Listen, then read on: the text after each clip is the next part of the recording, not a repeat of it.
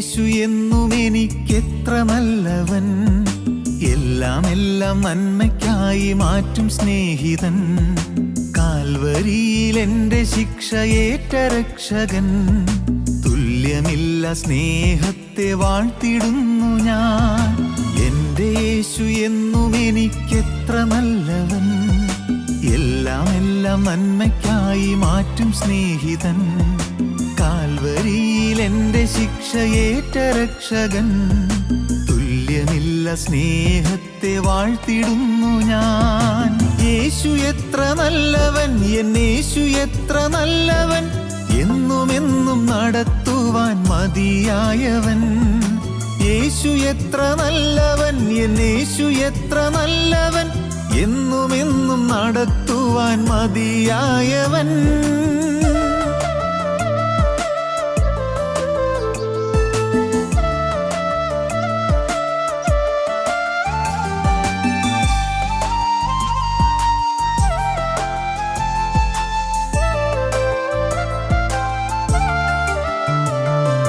കൂരിരുളിൻ താഴ്വരയിൽ ദീപമായവൻ, ആർത്തനായി വിതുമ്പിയപ്പോൾ മിഴിത്തുടച്ചവൻ. മരണനിഴലിലും തിരുമാർവിലെന്നെയും കരുണയോടെ ചേർത്തണച്ചോമനിച്ചവൻ. കൂരിരുളിൻ താഴ്വരയിൽ ദീപമായവൻ, ആർത്തനായി വിതുമ്പിയപ്പോൾ മിഴിത്തുടച്ചവൻ. മരണനിഴലിലും തിരുമാർവിലെന്നെയും കരുണയോടെ ചേർത്തണച്ചോമനിച്ചവൻ. യേശു എത്ര നല്ലവൻ, എന്നേശു എത്ര നല്ലവൻ, അന്ത്യത്തോളം വഹിക്കുവാൻ മതിയായവൻ. യേശു എത്ര നല്ലവൻ, എന്നേശു എത്ര നല്ലവൻ, അന്ത്യത്തോളം വഹിക്കുവാൻ മതിയായവൻ.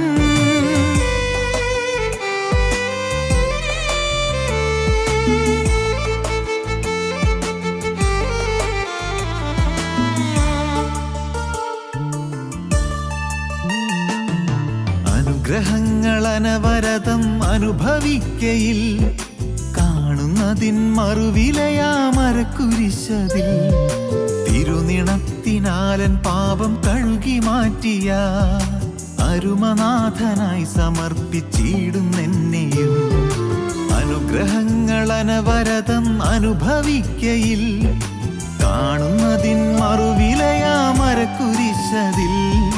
തിരുനിണത്തിനാലൻ പാപം കഴുകി മാറ്റിയ അരുമനാഥനായി സമർപ്പിച്ചിടുന്നെന്നെയും.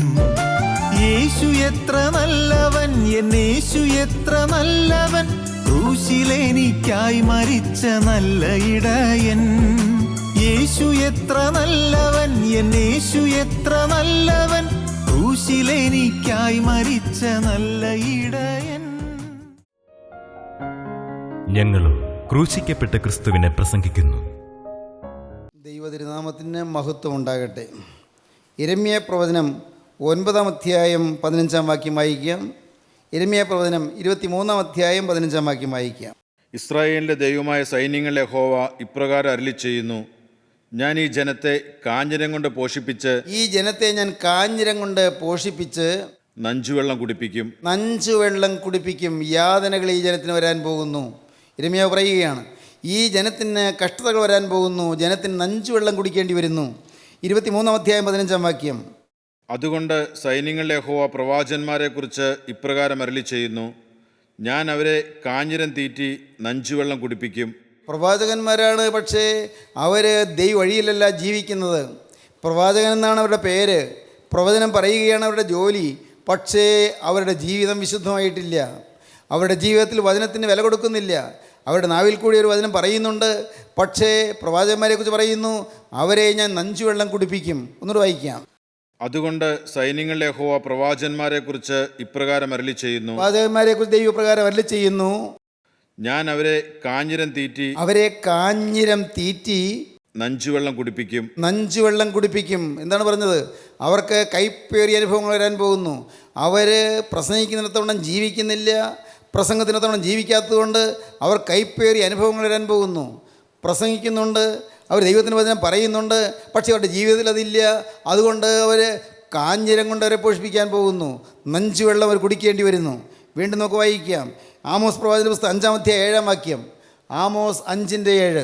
ന്യായത്തെ കാഞ്ഞിരമാക്കി തീർക്കുകയും നീതിയെ നിലത്ത് തള്ളിയിട്ട് കളയുകയും ചെയ്യുന്നവരെ കാർത്തികയെയും മഹീരത്തെ സൃഷ്ടിക്കുകയും ന്യായത്തെ കാഞ്ഞിരമാക്കി തീർക്കുകയും കാഞ്ഞിരമാക്കി തീർക്കുകയും നീതിയെ നിലത്ത് തള്ളിയിട്ട് കളയുകയും ചെയ്യുന്നവരെ നീതിയെ നിലത്ത് തള്ളിയിട്ട് കളയുകയും ചെയ്യുന്നു.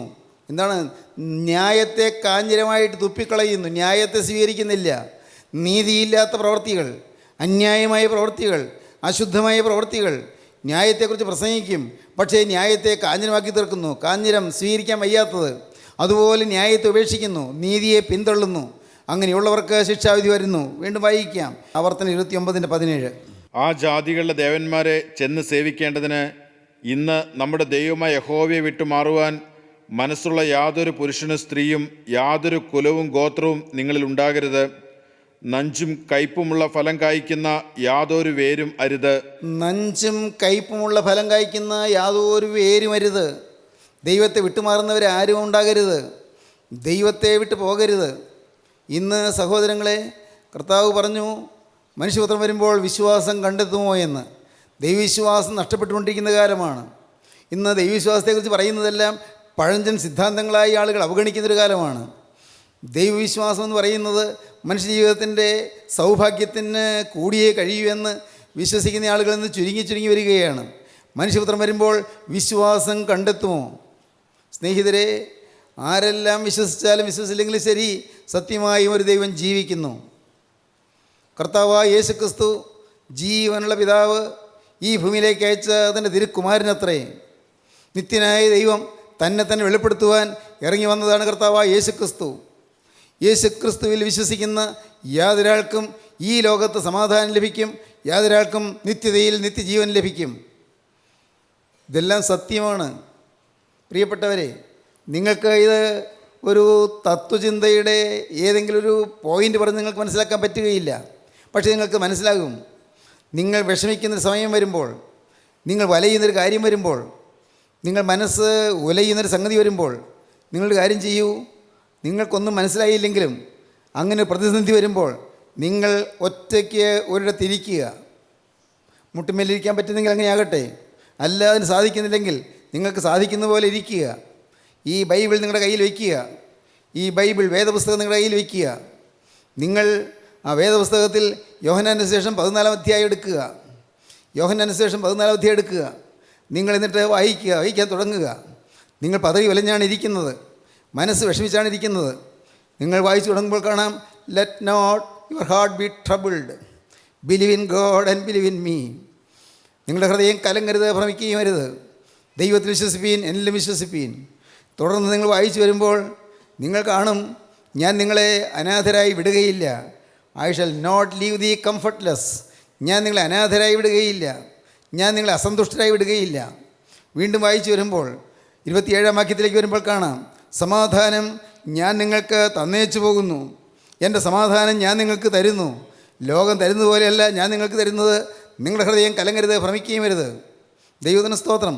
ഈ വാക്യങ്ങൾ ഓരോന്നോരോന്ന് വായിക്കും തോറും നിങ്ങളറിയാതെ നിങ്ങളുടെ ഹൃദയത്തിൽ ഒരു ശാന്തി കടന്നു വരുന്നത് നിങ്ങൾക്ക് കാണാം. വചനത്തിൻ്റെ ശക്തിയാണത്. അത് പരിശുദ്ധാത്മാവിൻ്റെ കൃപയാണത്. പരിശുദ്ധാത്മാവ്, ജീവനുള്ള ദൈവത്തിൻ്റെ ആത്മാവ് വചനത്തിൽ കൂടി നമ്മിലേക്ക് ആശ്വാസം പകരുന്നു. ദൈവമുണ്ട് എന്നുള്ളതിൻ്റെ തെളിവ് അതാണ്. നിങ്ങളത് ആത്മാർത്ഥമായി ഒന്ന് പരിശ്രമിച്ച് നോക്കൂ, ആത്മാർത്ഥമായി പരീക്ഷിച്ച് നോക്കൂ. ഈ ബൈബിൾ എടുത്തിട്ട് ഞാൻ ഈ പറഞ്ഞ യോഹന്നാന്റെ സുവിശേഷം 14-ാം അധ്യായം വായിക്കൂ. അത് വായിച്ച് മുന്നോട്ട് വരുമ്പോൾ നിങ്ങൾക്ക് സമയമുണ്ടെങ്കിൽ നിങ്ങൾ യോഹന്നാന്റെ സുവിശേഷം 15-ാം അധ്യായം വായിക്കൂ. ഞാൻ നിങ്ങളെ തിരഞ്ഞെടുത്തു, നിങ്ങൾ എന്നെ തിരഞ്ഞെടുത്തതല്ല, ഞാൻ നിങ്ങളെ തിരഞ്ഞെടുത്തിരിക്കുന്നു. നിങ്ങൾ ഫലം കായ്ക്കേണ്ടതിനും നിങ്ങളുടെ ഫലം നിലനിൽക്കേണ്ടതിനും നിങ്ങളെ ആക്കി വെച്ചിരിക്കുന്നു, നിങ്ങൾ നിയമിച്ചിരിക്കുന്നു. ഫലം കായ്ക്കണം, നിങ്ങളുടെ ഫലം നിലനിൽക്കണം, അതിനുവേണ്ടി ഞാൻ നിങ്ങളെ നിയമിച്ചിരിക്കുന്നു. ദൈവത്തിന് സ്തോത്രം. വീണ്ടും വായിച്ചു വരുമ്പോൾ നിങ്ങൾ ലോകക്കാരായിരുന്നുവെങ്കിൽ ലോകം എനിക്ക് സ്വന്തമായി ഇതിനെ സ്നേഹിക്കുമായിരുന്നു. എന്നാൽ നിങ്ങൾ ലോകക്കാരായിരിക്കാതെ ഞാൻ നിങ്ങൾ ലോകത്തിൽ തിരഞ്ഞെടുത്തതുകൊണ്ട് ലോകം നിങ്ങളെ പകയ്ക്കുന്നു. ലോകം നിങ്ങളെ പകയ്ക്കുന്നു. നമ്മുടെ ഹൃദയത്തിൽ കുളിർ കോരിയിടുന്ന പോലെ തോന്നും. മനസ്സിൽ ഒരു ആശ്വാസം നിങ്ങൾക്ക് ലഭിക്കും. ദൈവത്തിന് സ്തോത്രം. 16-ാം അധ്യായം വായിക്കുന്നു. സമയമുണ്ടെങ്കിൽ നിങ്ങൾ വായിക്കുന്നു 16-ാം അധ്യായം. അപ്പോഴാണ് കർത്താവിൻ്റെ ഒടുവിലത്തെ പ്രസംഗത്തിൻ്റെ അവസാനത്തെ അധ്യായം വരുന്നത്. 16-ാം അധ്യായം അത് വരുന്നു. അതിൻ്റെ അവസാനം എങ്ങനെയാണ്? ലോകത്തിൽ നിങ്ങൾക്ക് കഷ്ടമുണ്ട്, എങ്കിലും ധൈര്യപ്പെടുവീൻ, ഞാൻ ലോകത്തെ ജയിച്ചിരിക്കുന്നു. ഹല്ലേലൂയ, ദൈവത്തിന് സ്തോത്രം. ലോകത്തിൽ നിങ്ങൾ കഷ്ടമുണ്ട്, ഇല്ലെന്നല്ല കർത്താവ് പറഞ്ഞത്. ലോകത്തിൽ നിങ്ങൾ കഷ്ടമുണ്ട്, എങ്കിലും ധൈര്യപ്പെടുവീൻ, ഞാൻ ലോകത്തെ ജയിച്ചിരിക്കുന്നു. സ്തോത്രം. ഇത്രയും കഴിഞ്ഞിട്ട് പിന്നീട് നിങ്ങൾ സമയമുണ്ടെങ്കിൽ 17 അധ്യായം വായിക്കുന്നു. 17 അധ്യായം അവിടെയാണ്, പിതാവേ ഇവരെ ലോകത്തിൽ നിന്ന് എടുക്കണമെന്നല്ല, ദുഷ്ടൻ്റെ കയ്യിലകപ്പെടാതെ വണ്ണം ഇവരെ കാത്തുകൊള്ളണമെന്നത്രേ ഞാൻ നിന്നോട് അപേക്ഷിക്കുന്നത്. ദൈവത്തിന് സ്തോത്രം. പിതാവേ ഇവരെ ലോകത്തിൽ നിന്ന് എടുക്കണമെന്നല്ല, ദുഷ്ടൻ്റെ കയ്യിലകപ്പെടാതെ വണ്ണം ഇവരെ കാത്തുകൊള്ളണമെന്നത്രേ ഞാൻ നിന്നോട് അപേക്ഷിക്കുന്നത്. ഇതോരോന്നും നിങ്ങൾ മനസ്സിരുത്തി വായിച്ച് മുന്നോട്ട് വരുമ്പോൾ നിങ്ങൾക്ക് സമാധാനം കിട്ടുന്നു. അതാണ് ദൈവം ഉണ്ട് എന്നുള്ളതിന് തെളിവ്. ഇത് കേവലം സൈക്കോളജിക്കൽ ഫിനോമിനൻ അല്ല, വെറും മനഃശാസ്ത്രപരമായൊരു പ്രതിഭാസമല്ല. ഇത് അത്ഭുതകരമായൊരു അനുഭവമാണ് ക്രിസ്തീയ ജീവിതം. തത്വങ്ങളുടെ പഠിത്തമല്ല ക്രിസ്തീയ ജീവിതം, പാണ്ഡിത്യ പ്രകർഷമല്ല ക്രിസ്തീയ ജീവിതം, അറിവിൻ്റെ ഭണ്ഡാരമല്ല ക്രിസ്തീയ ജീവിതം. പ്രിയപ്പെട്ടവരെ, അനുഭവങ്ങളുടെ സംഘാതമാണ് ക്രിസ്തീയ ജീവിതം. അനുഭവങ്ങൾ ലഭിക്കുന്നു. നിങ്ങൾക്ക് അനുഭവം കിട്ടും. നിങ്ങൾ പ്രാർത്ഥിക്കുമ്പോൾ ക്രിസ്തു നിങ്ങളുടെ അരികത്ത് വന്നത് നിങ്ങൾ അനുഭവിക്കും. യേശു ക്രിസ്തു നിങ്ങളെ തഴുകും നിങ്ങൾ അനുഭവിക്കും. നിങ്ങൾ ഏകങ്ങളടിച്ച് കരയുമ്പോൾ കർത്താവ് നിങ്ങളുടെ പുറത്ത് പയ്യെ പയ്യെ തലോടിത്തരും നിങ്ങൾ അനുഭവിക്കും. ദൈവത്തിന് സ്തോത്രം. യേശു നിങ്ങളുടെ ഭാരങ്ങൾ ഏറ്റെടുക്കും നിങ്ങൾ അനുഭവിക്കും. ഭാരമേറിയ ചുവടും പേറിയാണ്, ഹെവി ബേഡൻസ്, ഭാരമേറിയ ചുവടും പേറിയാണ് നിങ്ങൾ പ്രാർത്ഥിക്കാനിരുന്നത്. എന്നാൽ നിങ്ങൾ എഴുന്നേൽക്കുമ്പോഴേക്കും കുറച്ച് നേരം കരഞ്ഞും പ്രാർത്ഥിച്ചും കഴിയുമ്പോഴേക്കും നിങ്ങളുടെ ഉള്ളിൽ നിന്ന് ഭാരങ്ങളെല്ലാം പറന്നു പോയിരിക്കുന്നു. എന്തൊരത്ഭുതം! പ്രിയപ്പെട്ടവരെ, നിങ്ങൾക്ക് പരീക്ഷിക്കാം, ഇത് നിങ്ങൾക്ക് അനുഭവിക്കാം. ക്രിസ്തീയ ജീവിതം മധുരതരമായ അനുഭവമാണ്. അത് നഞ്ചുവെള്ളം കുടിക്കേണ്ട അനുഭവമല്ല, അത് കാഞ്ഞിരം കൊണ്ട് പോഷിപ്പിക്കേണ്ട അനുഭവമല്ല, അത് കൈപ്പേറിയ അനുഭവങ്ങളാണ് നിങ്ങൾ വിചാരിക്കരുത്. ക്രിസ്തീയ ജീവിതം കർക്കശമാണെന്ന് നിങ്ങൾ വിചാരിക്കരുത്. ക്രിസ്തീയ ജീവിതം കഠിനമാണെന്ന് വിചാരിക്കരുത്. ക്രിസ്തു കഠിന പുരുഷനാണെന്ന് വിചാരിക്കരുത്. ക്രിസ്തു ക്രൂരനാണെന്ന് വിചാരിക്കരുത്. ദൈവം ഭയങ്കരനാണെന്ന് വിചാരിക്കരുത്. ദൈവം ശിക്ഷിക്കാൻ നിൽക്കുന്ന ഒരാളാണെന്ന് വിചാരിക്കരുത്. മനുഷ്യൻ തെറ്റ് കണ്ട് നിരന്തരം ശിക്ഷിക്കാൻ നോക്കിക്കൊണ്ട് നിൽക്കുന്ന ഒരു ക്രൂരമൂർത്തിയാണെന്ന് വിചാരിക്കരുത്. ദൈവം സ്നേഹമാണ്. നിത്യനായ ക്രിസ്തു സ്നേഹമാണ്. നിത്യനായ ദൈവം സ്നേഹമാണ്. സ്നേഹം മാത്രം. തന്നെ ത്യജിക്കാൻ തയ്യാറായ സ്നേഹം, തന്നെ ക്രൂസിൽ അർപ്പിക്കാൻ തയ്യാറായ സ്നേഹം, തന്നെ കുരിശിൽ ബലിയർപ്പിക്കാൻ തയ്യാറായ സ്നേഹം. എൻ്റെ സഹോദരങ്ങളെ, ആ സ്നേഹത്തെ കണ്ടാൽ എങ്ങനെ സ്നേഹിക്കാതിരിക്കും? സ്നേഹമാം നിന്നെ കണ്ടവൻ പിന്നെ സ്നേഹിക്കാതെ ജീവിക്കുമോ? ദൈവത്തിന് സ്തോത്രം. സ്നേഹമായ യേശുവിനെ കണ്ടാൽ പിന്നെ സ്നേഹിക്കാതിരിക്കുകയില്ല. യേശുവിനോടൊരു സ്നേഹം വരുന്നു. അത് അനുഭവമായി ഓരോരുത്തരും പ്രാപിക്കേണ്ടതാണ്. യേശുവിനോടുള്ളതായൊരു സ്നേഹം, മറ്റെല്ലാവരെക്കാളും കൂടുതൽ യേശുവിനോടായ സ്നേഹം, അപ്പനേക്കാളും അമ്മയെക്കാളും ഭാര്യയെക്കാളും ഭർത്താവിനേക്കാളും മക്കളെക്കാളും എല്ലാം ഉപരിയായി യേശുവിനുള്ളതായ സ്നേഹം. അപ്പോഴാണ് യേശുവിനുള്ള സ്നേഹം വർദ്ധിക്കുമ്പോഴാണ് അപ്പനെ ഏറ്റവും അധികം സ്നേഹിക്കാൻ സാധിക്കുന്നത്. യേശുവിനുള്ള സ്നേഹം വർദ്ധിക്കുമ്പോഴാണ് അമ്മയെ ഏറ്റവും കരുതാൻ സാധിക്കുന്നത്. യേശുവിനുള്ളതായ സ്നേഹം വർദ്ധിക്കുമ്പോഴാണ് ഭാര്യയെ ഏറ്റവും അധികം സ്നേഹിക്കാൻ സാധിക്കുന്നത്, ഭർത്താവിനെ ഏറ്റവും കാര്യമായി സ്നേഹിക്കാൻ സാധിക്കുന്നത്. അവിടെ നിഷ്കളങ്ക സ്നേഹമാണ്, അവിടെ നിർമ്മല സ്നേഹമാണ്, അവിടെയുള്ള വികാരങ്ങൾ വിശുദ്ധമാണ്. ഭാര്യയ്ക്കും ഭർത്താവിനും തമ്മിലുണ്ടാകുന്ന സ്നേഹത്തിൻ്റെ വികാരം സംശുദ്ധ വികാരമാണ്. ആ സ്നേഹത്തിൻ്റെ വികാരത്തിൽ നിങ്ങളുടെ ജീവിതം പുഷ്ടിപ്പെടുകയും തളിർക്കുകയും നിങ്ങൾ ഫലം കായ്ക്കുകയും ചെയ്യും. നിങ്ങളുടെ ജീവിതം പുഷ്പിക്കുകയും ഫലം കായ്ക്കുകയും ചെയ്യും. വേണമോ നിങ്ങൾക്ക് ഈ സ്നേഹമായ ക്രിസ്തുവിനെ കാണുക, നമുക്ക് വേണ്ടി ജീവൻ വെടിഞ്ഞ ക്രിസ്തുവിനെ കാണുക. കൈപ്പേറിയ അനുഭവങ്ങൾ മാറിപ്പോകും, കൈപ്പുറ്റ നിങ്ങളുടെ യാതനകൾ മാറിപ്പോകും. സന്തോഷവും സമൃദ്ധിയായ ആനന്ദം നിങ്ങളുടെ ജീവിതത്തിൽ കൈവരും. നിങ്ങൾ ദൈവത്തെ സ്തുതിക്കാൻ തുടങ്ങും. ആ സ്നേഹത്തിലുള്ള സ്തുതിയാണ് ആരാധന എന്ന് പറയുന്നത്. ആരാധന, സ്നേഹത്തിൻ്റെ സ്തുതി. ഈ കുർബാന അനുഗ്രഹങ്ങളും സമാധാനവും ബലിയും സ്തോത്രവുമാകുന്നെന്ന് നാം എല്ലാം ഏറ്റു പറയാറില്ലേ? ഈ കുർബാന അനുഗ്രഹവും സമാധാനവും ബലിയും സ്തോത്രവുമാകുന്നു. എവിടെ ബലിയുണ്ട്, എവിടെ ആരാധനയുണ്ട്, എവിടെ വിശുദ്ധ ബലിയുണ്ട്, ഈ ആരാധന, ഈ കുർബാന അനുഗ്രഹവും സമാധാനവും ബലിയും സ്തോത്രമാകുന്നു. അവിടെ സമാധാനമുണ്ട്. ഹല്ലേലൂയ, ദൈവത്തിന് സ്തോത്രം. അവിടെ സമാധാനമുണ്ട്. ഈ സ്നേഹത്തിലേക്ക് വരുമ്പോൾ അവിടെ സമാധാനമുണ്ട്. നിങ്ങൾക്ക് ഈ സ്നേഹം കിട്ടിയിട്ടുണ്ടോ? ക്രൂശിലെ സ്നേഹം. ദൈവത്തിന് സ്തോത്രം. സഹോദരങ്ങളെ, നിങ്ങൾ ആഗ്രഹിക്കണം എന്നല്ല ഞാൻ പറയുന്നത്, നിങ്ങൾ ദാഹിക്കണം. കർത്താവേ, ഈ ക്രൂസിലെ സ്നേഹം എനിക്ക് ഒന്ന് സ്വന്തമാക്കണം, ഇതെനിക്ക് സ്വന്തമായി ഒന്ന് അനുഭവിക്കണം. ഈ സ്നേഹത്തിൽ എനിക്ക് ഇങ്ങ് ലയിക്കണം, ഈ സ്നേഹത്തിൽ എനിക്ക് അലിഞ്ഞു ചേരണം, ഈ സ്നേഹത്തിൽ ഞാനും യേശുവും കൂടി താതാത്മ്യം പ്രാപിക്കണം. യേശുവിൽ ഞാൻ താതാത്മ്യം പ്രാപിച്ച് യേശുവിൽ തന്മയീഭാവം കൊണ്ട് യേശുവിൽ ലയിച്ചു ചേർന്ന് യേശു അലിഞ്ഞു ചേർന്ന് യേശുവിൻ്റെ തിരുവിലാവിൽ ഒളിക്കുവാനുള്ളതായ ഭാഗ്യം എനിക്ക് തരണം. യേശുവേ, നീ എൻ്റെ ഹൃദയത്തിൽ കടന്നു വരണം. സഹോദരങ്ങളെ, സ്നേഹം. ദൈവത്തിന് സ്തോത്രം. ദൈവത്തിന് വലിയ നാമം മഹത്വപ്പെടട്ടെ. നാം വായിച്ചത് എന്താണ്? ആമോസ് പ്രവാചന പുസ്തകം 5-ാം അധ്യായം 5:7, 5:18. ന്യായത്തെ കാഞ്ഞിരമാക്കി തീർക്കുകയും നീതിയെ നിലത്ത് തള്ളിയിട്ട് കളയുകയും ചെയ്യുന്നവരെ, ന്യായത്തെ കാഞ്ഞിരമാക്കുന്നു, നീതിയെ തള്ളിയിട്ട് കളയുന്നു. വീണ്ടും വായിക്കാം, ആമോസ് 5:18. യഹോവയുടെ ദിവസത്തിനായി വാഞ്ചിക്കുന്ന നിങ്ങൾക്ക് അയ്യോ കഷ്ടം. യഹോവയുടെ ദിവസം കൊണ്ട് നിങ്ങൾക്ക് എന്തു ഗുണം? അത് വെളിച്ചമല്ല, ഇരുട്ടത്രേ. അത് ഒരുത്തൻ സിംഹത്തിന് മുമ്പിൽ നിന്ന് ഓടിപ്പോയിട്ട് കരടി അവനെ എതിർപ്പെടുകയോ വീട്ടിൽ ചെന്ന് കൈവച്ച് ചുമരോട് ചാരിയിട്ട് സർപ്പം അവനെ കടിക്കുകയോ ചെയ്യുന്നത് പോലെയാകുന്നു. ദൈവത്തിന് സ്തോത്രം. അത് വരാൻ പോകുന്ന കയ്പിൻ്റെ അനുഭവത്തെക്കുറിച്ച് മുൻകൂട്ടി പ്രവാചകൻ പറയുകയാണ്. ഇന്ന് വന്നിരിക്കുന്ന സാധാരണ രീതിയിലുള്ള കയ്പുകളല്ല, വരാൻ പോകുന്ന ഒരു ഭയാനകമായ കയ്പ്, വരാൻ പോകുന്ന നിത്യമായൊരു കയ്പ്, വരാൻ പോകുന്ന ഭയാനകമായ അത്യാഹിതങ്ങൾ, ഈ ലോകത്തിന്മേൽ വരാൻ പോകുന്ന വലിയ ഭയങ്കരമായ ശിക്ഷാവിധികൾ, ലോകം തകരുകയും ഈ ഭൂമി ഉരുകുകയും ചെയ്യുന്ന ഭയാനകമായ ഒരു തീച്ചുളയുടെ അനുഭവം വരാൻ പോകുന്ന കാര്യമാണ്. ദൈവം കൃപ തന്നാൽ നമുക്ക് അടുത്ത പ്രസംഗത്തിൽ ആ കാര്യം ചിന്തിക്കാം. ദൈവത്തിന് സ്തോത്രം. ഇപ്പോൾ നിങ്ങൾ ശ്രദ്ധ കേന്ദ്രീകരിക്കൂ. യേശു ക്രിസ്തുവിൻ്റെ ആ കുരിശിന്മേലുള്ള കയ്പിലേക്ക് നിങ്ങൾ നോക്കൂ. കുരിശിൽ കയ്പ് കുടിച്ചു, കുരിശിൽ കയ്പ് കാടി കുടിച്ചു. 69-ാം സങ്കീർത്തനം എടുക്കാം. 69-ാം സങ്കീർത്തനം അതിൽ നമുക്ക് വായിക്കാം. കയ്പേറിയ അനുഭവം. ദൈവത്തിന് സ്തോത്രം. യേശു ക്രിസ്തുവിൻ്റെ കയ്പ്, യേശു ക്രിസ്തു ഏറ്റതായ കയ്പ്. 69-ാം സങ്കീർത്തനം 21-ാം വാക്യം. അവർ എനിക്ക് തിന്നുവാൻ കയ്പ് തന്നു, അവർ എനിക്ക് തിന്നുവാൻ കയ്പ് തന്നു. എൻ്റെ ദാഹത്തിന് അവർ എനിക്ക് ചൊറുക്ക കുടിപ്പാൻ തന്നു. എൻ്റെ ദാഹത്തിന് അവർ എനിക്ക് ചൊറുക്ക് കുടിപ്പാൻ തന്നു.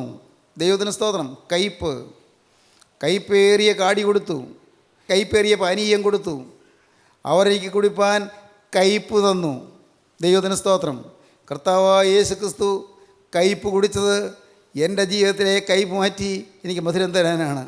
സ്നേഹിത, നിൻ്റെ ജീവിതത്തിലെ കയ്പ് മാറ്റി നിനക്ക് മധുരം തരാനാണ് യേശു ക്രിസ്തു കുരിശിൽ കയ്പ് കുടിച്ചത്. മകളെ, നിൻ്റെ ജീവിതത്തിലെ കയ്പേറിയ അനുഭവങ്ങൾ മാറ്റി നിനക്ക് മധുരവും സമാധാനവും സന്തോഷവും തരാനാണ് കർത്താവായ യേശു ക്രിസ്തു കയ്പ് കുടിച്ചത്. ദൈവത്തിന് സ്തോത്രം. ഇത് നിങ്ങൾക്കറിയാവുന്ന വസ്തുതയാണ് ഞാൻ കരുതട്ടെ, നിങ്ങൾക്ക് വിശ്വാസമുണ്ടെന്ന് ഞാൻ കരുതട്ടെ. ഈ നാനാദേശങ്ങളിലിരുന്ന് ഈ വാക്കുകളെ കേൾക്കുന്ന നിങ്ങൾ ഓരോരുത്തരും കയ്പേറിയ അനുഭവങ്ങളിലൂടെ കടന്നു പോകുമ്പോൾ കുരിശിലേക്ക് നോക്കി നിങ്ങൾക്ക് ആശ്വാസം പ്രാപിക്കാം, കുരിശിലേക്ക് നോക്കി നിങ്ങൾക്ക് സമാധാനം പ്രാപിക്കാം. ദൈവത്തിന് സ്തോത്രം.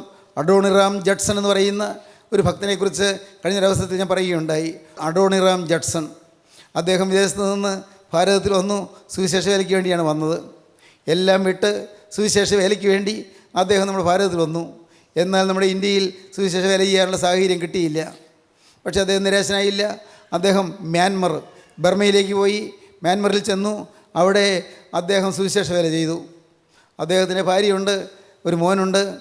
കേൾക്കൂ, ഏതാനും നാളുകൾ കഴിഞ്ഞപ്പോൾ ഭാര്യയ്ക്ക് ഒരു രോഗം വന്നു. രോഗം മൂർച്ഛിച്ചു. ഭാര്യ മരിച്ചു. അദ്ദേഹത്തിൻ്റെ വീട്ടുകാരും സ്വന്തക്കാരും നിർബന്ധിച്ചു. നാട്ടിൽ നിർബന്ധം വന്നു, ഇനി നീ അവിടെ നിൽക്കണ്ട, നീ തിരിച്ചു പോരെ, നീ ഇനിയും വിദേശത്ത് പോയി സുവിശേഷ വേല ചെയ്യണ്ട, ഭാര്യ മരിച്ചില്ലേ, ഒറ്റയ്ക്ക് എങ്ങനെ നിൽക്കും, പിഞ്ചു കുഞ്ഞിനെ ആര് നോക്കും. ദൈവത്തിന് സ്തോത്രം. അഡോണിറാം ജഡ്സൺ അദ്ദേഹം അതിന് വഴിപ്പെട്ടില്ല.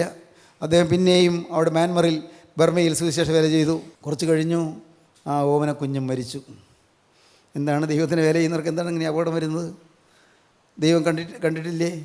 ദൈവം നോക്കിയിട്ടില്ലേ? ആളുകൾക്ക് മനസ്സിലാവില്ല. ദൈവത്തിൻ്റെ വേലക്കാരന് എന്തുകൊണ്ട് ഈ അപകടം വരുന്നു? ചിലർ ചിലപ്പോൾ നെറ്റി വിളിച്ചേക്കും. ചിലർ ചോദിക്കും, ദൈവത്തിൻ്റെ വേലക്കാരെ ദൈവം പരീക്ഷിക്കേണ്ടതല്ലേ, ദൈവം പരിരക്ഷിക്കേണ്ടതല്ലേ, ദൈവം നോക്കേണ്ടതല്ലേ? പ്രിയപ്പെട്ടവരെ, നമുക്കതിന് മറുപടിയില്ല. ദൈവത്തിന് സ്തോത്രം. കുഞ്ഞ് മരിച്ചു.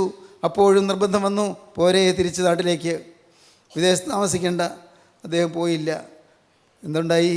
അദ്ദേഹം ബർമീസ് ഭാഷ പഠിച്ചു. ഒരു പരിചയമില്ലാത്ത ബർമീസ് ഭാഷ പഠിച്ചു. അദ്ദേഹം ബർമൻ ഭാഷയിൽ വേദപുസ്തകം തർജ്ജമ ചെയ്തു. ആ ആളുകൾക്ക് വേദപുസ്തകം കിട്ടുവാൻ ബർമീസ് ഭാഷയിലേക്ക് അദ്ദേഹം സുവിശേഷ പ്രതികൾ പിന്നീട് വേദപുസ്തകം മുഴുവനും തർജ്ജമ ചെയ്തു. അങ്ങനെ ആ ദേശത്ത് സുവിശേഷം പരന്നു. ജഡ്സൺ മരിച്ചുപോയി, ജഡ്സൺ കടന്നുപോയി. എന്നാൽ പ്രിയപ്പെട്ടവരെ, അദ്ദേഹം പാകിയ വിത്തുകൾ അവിടെ കിളിർത്തു. അദ്ദേഹം പാകി വെച്ചതായ വിത്തുകൾ അവിടെ കിളിർത്തു. ആ വിത്തുകൾ അത് കിളിർത്തിട്ട് വളർന്നു, ധാരാളം ഫലമുണ്ടായി. ദൈവത്തിന് സ്തോത്രം. ബുദ്ധമതാനുയായികൾ നിറഞ്ഞ ബർമീസ് ദേശത്ത് കർത്താവിൻ്റെ സുവിശേഷം പരക്കുന്നതിന് ജഡ്സൻ്റെ പ്രവർത്തനം സഹായകമായി. പ്രിയപ്പെട്ടവരെ, കൈപ്പേറിയ അനുഭവങ്ങളിലൂടെ പോകുമ്പോൾ അതിനെ അനേകർക്ക് മധുരമാക്കി തീർക്കാൻ നമുക്ക് സാധിക്കും. നിങ്ങൾക്ക് താല്പര്യമുണ്ടോ? കൈപ്പേറിയ അനുഭവങ്ങളിലൂടെ പോകുമ്പോൾ മധുരം ലഭിക്കാൻ. കർത്താവായ യേശു കുരിശിൽ മരിച്ചു, കുരിശിന്മേൽ കിടന്ന് പിടഞ്ഞു, കുരിശിന്മേൽ കിടന്ന് വേദന അനുഭവിച്ച് യാതനയേറ്റ് പിടഞ്ഞു. ദൈവത്തിന് സ്തോത്രം. ആരും ഉണ്ടായിരുന്നില്ല, സഹായിപ്പാൻ ആരെയും കണ്ടില്ല. നമുക്ക് വായിക്കാം 69 സങ്കീർത്തനം 21 വാക്യം. അവർ എനിക്ക് തിന്നുവാൻ കയ്പ് തന്നു, അവർ എനിക്ക് തിന്നുവാൻ കയ്പ് തന്നു, എൻ്റെ ദാഹത്തിന് അവർ എനിക്ക് ചൊറുക്ക കുടിപ്പാൻ തന്നു. ദാഹത്തിന് അവരെനിക്ക് ചൊറുക്ക കുടിപ്പാൻ തന്നു. അവരുടെ മേശ അവരുടെ മുമ്പിൽ കെണിയായും അവർ സുഖത്തോടിരിക്കുമ്പോൾ കുടുക്കായും തീരട്ടെ. ദൈവത്തിന് സ്തോത്രം. അവരുടെ ജീവിതത്തിൽ എല്ലാം കുടുക്കും കണിയുമായി തീരട്ടെ. നാം തുടർന്ന് വായിക്കാം, 20 വാക്യം വായിക്കാം. നിന്ന എൻ്റെ ഹൃദയത്തെ തകർത്തു, നിന്ന എൻ്റെ ഹൃദയത്തെ തകർത്തു, ഞാൻ ഏറ്റവും വിഷാദിച്ചിരിക്കുന്നു. ഏറ്റവും വിഷാദിച്ചിരിക്കുന്നു. വല്ലവനും സഹതാപം തോന്നുമോ എന്ന് ഞാൻ നോക്കിക്കൊണ്ടിരുന്നു, വല്ലവനും സഹതാപം തോന്നുമോ എന്ന് ഞാൻ നോക്കിക്കൊണ്ടിരുന്നു. ആർക്കും തോന്നിയില്ല. ആർക്കും തോന്നിയില്ല. ആശ്വസിപ്പിക്കുന്നവരുണ്ടോ എന്നും നോക്കിക്കൊണ്ടിരുന്നു, ആശ്വസിപ്പിക്കുന്നുണ്ടോ എന്ന് നോക്കിക്കൊണ്ടിരുന്നു. ആരെയും കണ്ടില്ലതാനും. ആരെയും കണ്ടില്ലതാനും. വല്ലവനും സഹതാപം തോന്നുമോ എന്ന് നോക്കി, ആരെയും കണ്ടില്ല. യേശു ഏകനായി കുരിശിൽ കിടന്നു. ദൈവത്തിന് സ്തോത്രം. പകച്ചു നോക്കി, ആരെയും കണ്ടില്ല. യെശയ്യാ പ്രവചനം 63 അധ്യായം വായിക്കുമ്പോൾ കാണാം, 4 വാക്യം മുതൽ വായിക്കുമ്പോൾ കാണാം, യേശു ക്രിസ്തുവിൻ്റെ ക്രൂശ് മരണത്തിലെ യാതനയെക്കുറിച്ച് യെശയ്യാ പ്രവാചകൻ എഴുതിയിരിക്കുന്നു. ഞാൻ പകച്ചു നോക്കിയെങ്കിലും ആരെയും കണ്ടില്ല, ഞാൻ സൂക്ഷിച്ചു നോക്കിയെങ്കിലും ആരെയും കണ്ടില്ല. യെശയ്യാ പ്രവചനം 63 അധ്യായം 5 വാക്യം. ഞാൻ നോക്കിയെങ്കിലും സഹായിപ്പാൻ ആരുമില്ലായിരുന്നു, നോക്കിയെങ്കിലും സഹായിപ്പാൻ ആരുമില്ലായിരുന്നു. ഞാൻ വിസ്മയിച്ചു നോക്കിയെങ്കിലും തുണപ്പാൻ ആരെയും കണ്ടില്ല. വിസ്മയിച്ചു നോക്കിയെങ്കിലും തുണപ്പാൻ ആരെയും കണ്ടില്ല. ആരും സഹായിയായിട്ടില്ലെന്ന് വരും. ആരും താങ്ങാൻ ഒരു കൈത്താങ്ങൽ തരാൻ വന്നില്ല എന്ന് വരും. എല്ലാവരും കൈവിട്ടെന്ന് വരും. ആർക്കും നമ്മുടെ പ്രയാസം മനസ്സിലായില്ല എന്ന് വരും. നമ്മുടെ പ്രശ്നം ആർക്കും മനസ്സിലായില്ല എന്ന് വരും. നാം അനുഭവിക്കുന്ന യാതന മറ്റുള്ളവർക്ക് പിടികിട്ടിയില്ല എന്ന് വരും. സാരമില്ല, എല്ലാം ശരിയായി കാണുന്ന ഒരാളുണ്ട്. എല്ലാം ശരിയായി കാണും. എല്ലാവരും തെറ്റിദ്ധരിക്കും, പക്ഷേ എല്ലാം ശരിയായി കാണുന്ന യേശുവുണ്ട്. പലരും തെറ്റിദ്ധരിക്കും, കൂട്ടായ്മയുള്ളവർ തെറ്റിദ്ധരിച്ചെന്ന് വരാം. പ്രിയപ്പെട്ടവരെ, ദൈവത്തിൻ്റെ മഹത്വമേറിയ കൂട്ടായ്മയുള്ളവർ പോലും തെറ്റായി ധരിച്ചെന്ന് വരാം. പക്ഷേ സ്വർഗത്തിലെ യേശു തെറ്റിദ്ധരിക്കുകയില്ല.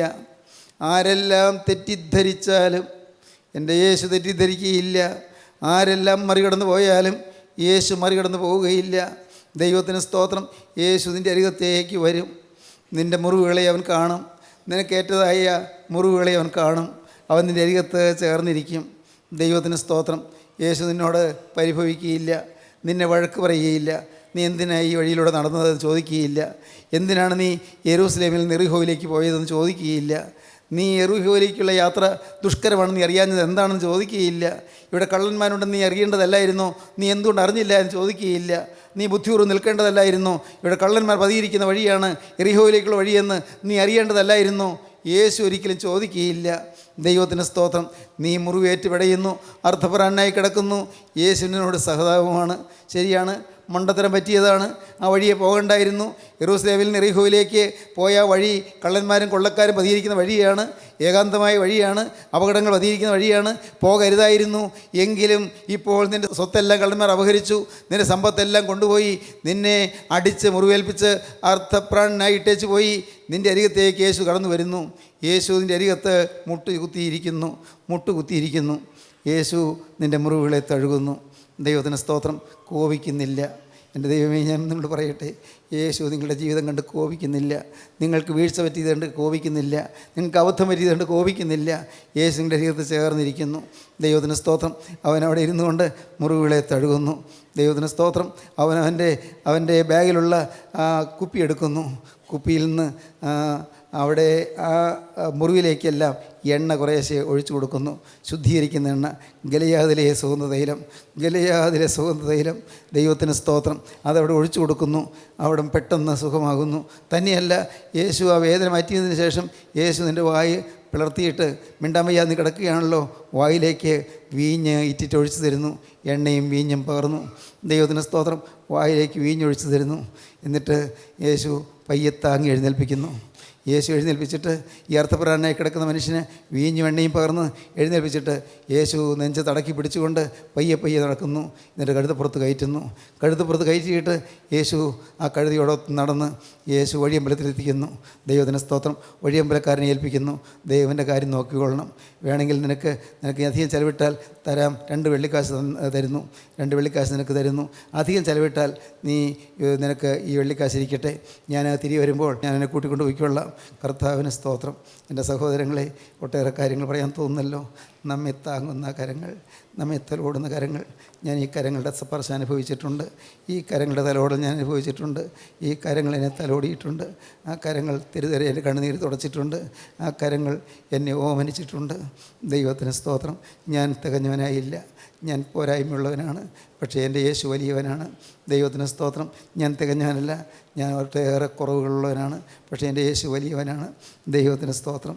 ഇന്ന് ഈ വാക്കുകളെ കേട്ടുകൊണ്ടിരിക്കുമ്പോൾ നടയകത്തേക്ക് യേശു വരുന്നു. മോനെ, നിൻ്റെ ശരീരത്തിലേറ്റ വ്രണങ്ങൾ അവൻ കാണുന്നുണ്ട്, നിൻ്റെ ആത്മാവിനേറ്റ മുറിവുകൾ അവൻ കാണുന്നുണ്ട്, പാപം മൂലം വന്ന മുറിവുകൾ, മോളെ നിൻ്റെ ജീവിതത്തിൽ വന്നുപോയ മുറിവുകൾ, വന്നുപോയ തെറ്റുകൾ അവൻ കാണുന്നുണ്ട്. അവൻ നിന്നോട് സഹതാപമാണ്, അവൻ നിന്നോട് ചേർന്നിരിക്കുകയാണ്, തഴുകുകയാണ്, തലോടുകയാണ്, എണ്ണയും മീഞ്ഞും പകരുകയാണ്, സൗഖ്യം തരികയാണ്, വേദന മാറ്റുകയാണ്, ആശ്വാസം പകരുകയാണ്, നിൻ്റെ മേൽ വീഞ്ഞൊഴിക്കുകയാണ്. അവൻ്റെ തിരുരക്തമാണ് നിന്റെ നാവിലേക്ക് ഇറ്റിറ്റ് വീഴുന്നത്, നിൻ്റെ നാവിലേക്ക് ഇറ്റ് തരുന്നത് വെറും വീഞ്ഞല്ല, അത് തിരുരക്തമാണ്. ആ തിരുരക്തം നിനക്ക് തരുന്നു. ദൈവത്തിന് സ്തോത്രം. നിന്നെ അവൻ സ്നേഹിക്കുന്നു, നിന്നെ അവൻ കരുതുന്നു, വാഹനമൃഗത്തിൽ കയറ്റുന്നു, വഴിയമ്പലത്തിൽ കൊണ്ടുപോയി രക്ഷ ചെയ്യുന്നു.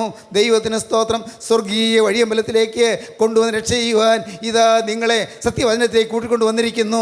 ഇന്ന് ഇത് കേട്ടുകൊണ്ടിരിക്കുമ്പോൾ നിങ്ങളെ തന്നെ സമർപ്പിക്കുകയും യേശുവിൻ്റെ കരങ്ങളിലേക്ക് നിങ്ങൾ കൊടുക്കുകയും യേശുവിന് പറയുകയും, കർത്താവേ, വ്രണപ്പെട്ടവനായി ഞാൻ വന്നിരിക്കുന്നു, കയ്പ് കുടിച്ചവനായി ഞാൻ വന്നിരിക്കുന്നു, കാഞ്ഞിരം തിന്നവനായി ഞാൻ വന്നിരിക്കുന്നു, യാതനകളേറ്റ് പിടയുന്നവനായി ഞാൻ വന്നിരിക്കുന്നു, കഷ്ടപ്പാടേറ്റ് വലയുന്നവനായി ഞാൻ വന്നിരിക്കുന്നു. നാഥ, എൻ്റെ മേൽ നിനക്ക് കരുണ തോന്നണമേ, എന്നെ തൊടണമേ, എന്നെ തലോടണമേ, എന്നെ അനുഗ്രഹിക്കണമേ, എൻ്റെ പാവപ്പിഴകളെല്ലാം പൊറുക്കണമേ, അശുദ്ധിയെല്ലാം ക്ഷമിക്കണമേ, എൻ്റെ ജീവിതത്തിൽ അത്യാഗ്രഹം പൊറുക്കണമേ, എൻ്റെ സ്വാർത്ഥതയും അഹങ്കാരവും പൊറുക്കണമേ. കർത്താവേ, എൻ്റെ ജീവിതത്തിൽ ഒന്ന് പോയ സകല പാപങ്ങളും പോക്കി എന്നെ കഴുകണമേ, എന്നെ വെടിപ്പാക്കണമേ, എന്നെ വിശുദ്ധീകരിക്കണമേ, എന്നോട് കരുണ തോന്നണമേ. പ്രാർത്ഥിക്കൂ, നിങ്ങൾ സമർപ്പിക്കൂ, യേശുവിൻ്റെ കരങ്ങളിലേക്ക് നിങ്ങളെ കൊടുക്കൂ. നമുക്ക് ഒരുമിച്ച് പ്രാർത്ഥിക്കാം. കാരുണ്യവാനേ, ജീവനുള്ള ദൈവമേ, ഈ നല്ല സമയത്തിനായി നന്ദിയോടെ സ്തോത്രം. വചനം കേട്ട് എല്ലാവരെയും തൊടണമേ, തലോടണമേ. ഞങ്ങൾ അർഹിക്കാത്ത അനുഗ്രഹങ്ങൾ തരുവാൻ ഞങ്ങളുടെ മധ്യത്തിലേക്ക് എഴുന്നേൽക്കുന്ന രക്ഷക, അവിടുത്തെ കരുണയ്ക്കായി ഞങ്ങൾ നിന്നെ സ്തുതിക്കുന്നു, ഞങ്ങൾ നിന്നെ സ്തോത്രം ചെയ്യുന്നു. എല്ലാവരെയും അവിടുത്തെ രണ്ടാമത്തെ വരവേണ്ടി ഒരുക്കണമേ. യേശു ക്രിസ്തുവിൻ്റെ ജയകരമായ നാമത്തിൽ തന്നെ. ആമീൻ. ഹല്ലേലൂയ.